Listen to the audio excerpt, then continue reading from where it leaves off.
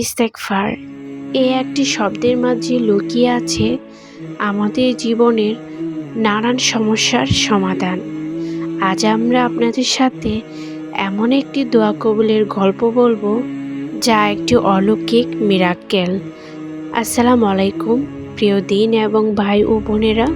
ইস্তেগফার যে কত বড় নিয়ামত ও রহমতের দরজা খুলে দেয়, এই ঘটনাটি তার এক জীবন্ত প্রমাণ।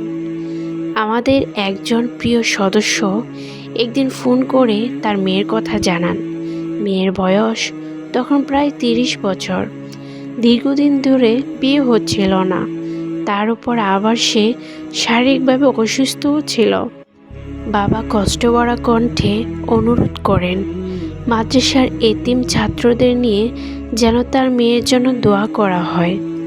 আল্লাহর ওপর ভরসা করে আমরা দোয়া করি। পাশাপাশি তিনি সকল এতিম ও অসহায় ছাত্রদের জন্য খাবারের ব্যবস্থা করেন। দোয়া শেষে সবাই একসাথে খাওয়া খায়। একটি নিখাত সৎকার আমল আদায় হয় আলহামদুলিল্লাহ। এর সাথে সাথে আমি তাকে একটি বিশেষ আমলের পরামর্শ দিই। তিনি যেন তার মেয়েকে বলেন যত বেশি সম্ভব ইস্তেগফার পাঠ করতে। এই মেয়ে এমন পরিমাণে ইস্তেগফার পড়তে শুরু করে যে সংখ্যাটি বললে অনেকেই বিশ্বাস করতে পারবেন না।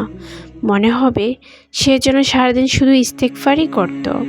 আলহামদুলিল্লাহ, ঠিক 1 বছর পর আল্লাহ তাআলা তার দোয়া কবুল করেন।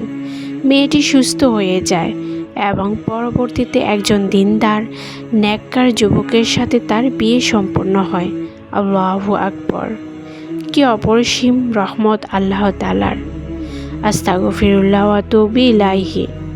সবাইকে বলতে চাই, আপনারা যত বেশি পারেন ইস্তেগফার পাঠ করুন। আল্লাহর কসম, দেখবেন আপনার দোয়াগুলো এমনভাবে কবুল হবে যা আপনি কল্পনাও করতে পারবেন না ইনশাআল্লাহ। আমরা অনেকেই আছি ইস্তেগফার শুরু করার পর আবার থেমে যাই। যখন দেখি যে আমাদের দোয়াগুলো কবুল হচ্ছে না, তখনই আমাদের মন ভেঙে যায়। আমরা অস্থির হয়ে যাই, নিরাশ হয়ে যাই যে আমাদের দোয়া আল্লাহ কবুল করছেন না।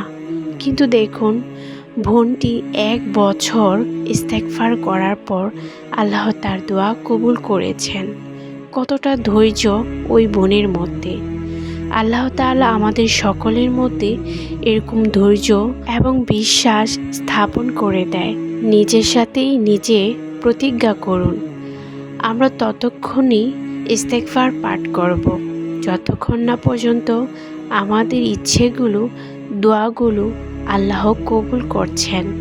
মনের মধ্যে দৃঢ় বিশ্বাস এবং আল্লাহর প্রতি ভরসা থাকলে নিশ্চয়ই আমরাও একদিন সফল হব ইনশাআল্লাহ।